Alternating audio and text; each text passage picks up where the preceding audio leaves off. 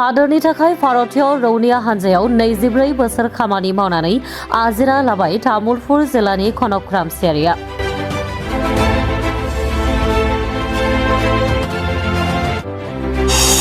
भारतीय रौनिया हानजायाव थानानै बिमा भारत हादोरखौ सिबिनाय तामुलपुर जिल्लानि कनक रामसियारिया आजिरा मोनबाय।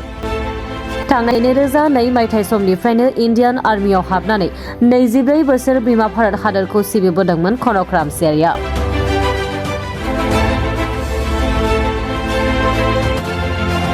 बिथांनि आजिरा लानानै मोजाङै मोजां सफैनायखौ रंजा खुसियै भेरभेरि गामिनि रायजो राजाफोरा खाम, जथा, सिफुं सुनानै हालो दैलो मोसानायजों दोलै नोगोरै बरायो।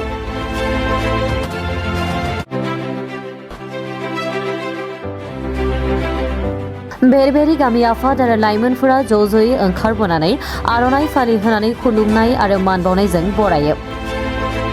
मख'नाया गोनांदि भारतीय रौनिया हानजानि हाविलदार कनक रामसियारिया जम्मु काश्मीराव थानानै सुथुरनि आखाइनिफ्राय बिमा हादोरखौ रैखाथि होनायाव गोबां बिहोमा होबोदों।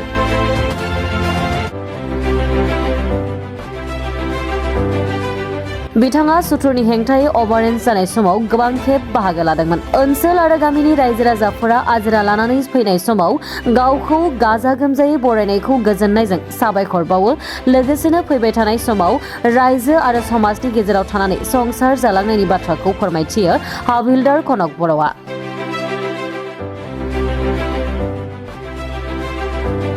आं इन्डियान आर्मियाव 2002 मायथाइनि 13 एप्रिल खालि जयेन जायो आरो बेनि उनाव बेसिक ट्रेनिंनि कारणे जबलपुर मध्य प्रदेशआव ट्रेनिं लाहैयो। 2003 मायथाइनिफ्राय आं फार्स्ट पस्टिं जायो पान्जाबनि 29 IDSR पाठानकटआव फार्स्ट इउनिटमोन बियो आंनि थाखाय। नैथि इउनिटआ जाबाय आंनि कारणे नागालेण्ड 3 कर रांगापाराव दं बियो। दिनै गोबां बायदि मोनदांथिया गिबियावनो आंनि गोसो गोरबोनिफ्राय गामिनि गासैबो सुबुंफोरखौ आंखौ रिटायारमेन्ट फैनाय समाव जाबायदि गाजा गोमजायै बरायनानै लाबोदों बेनि थाखाय आं गासैखौबो आंनि गोसो गोरबोनिफ्राय खुलुमनाय आरो अननाय बावहरग्रोनाय थाबाय। बेनिखायनो आं जोबोर गोजोननाय मोनदों। गामिनि गासैबो सुबुंफोरा आंखौ रंजा बाजायै न'सिम बरायनाय लाबोनायाव जोबोर हेफाजाब होदों। खैफोदनि बेलायाव बुङोब्ला आं JNK आव खेबनै टेन्युर कमप्लिट खालामो आरो नागालेण्डआव टेन्युर खेबसे कमप्लिट खालामो।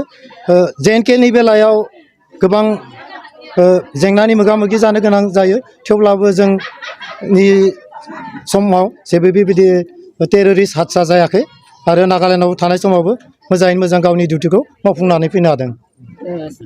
बान्था मोननाया जाहैबाय जेनेबा नागालेण्डआव ओरैनो नर्थ इस्टआव बुंबोला नागालेण्डनि डिउटिया हार्ड डिउटिब्लाबो मोजाङै मोजां मावफुंनानै फैनो हानायनि थाखाय नागालेण्डनि मोनसे बान्था मोनो। आरो JNK आव आं जेब्ला दंमोन अफिस चौकस होननाय अपारेशनेल चौकसआव जों बाहागो लादोंमोन, बेनि थाखाय जों अफिस चौकस बान्थाबो मोनो।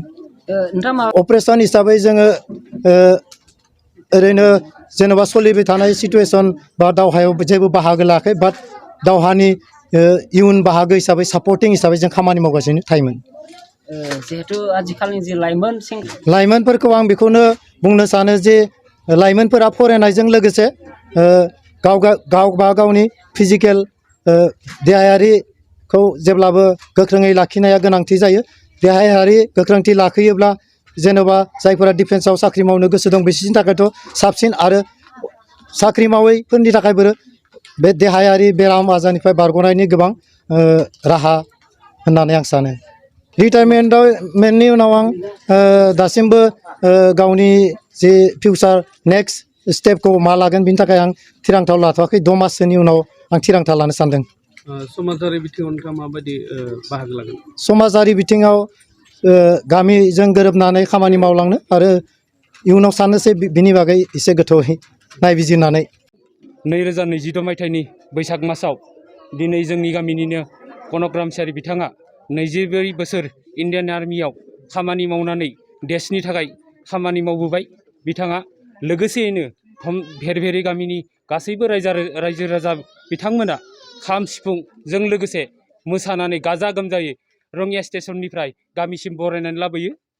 आरो बिथांखौ इयुनाव जोंनि बर' हारिनि समाजनि गासैबो मोजां खामानि मावगोन होननानै आङो गामिनि जानानै आसा फारियो। बे जोबोर गोजोननाय मोन्दों बिथाङा देशनि थाखाय 24 बोसोर गावनि जिउखौ सिगाङाव दोननानै बिथाङा देशनि थाखाय खामानि मावबोदों। बेयाव जोङो जोबोर गोजोननाय मोन्दों गामिनि जानानै।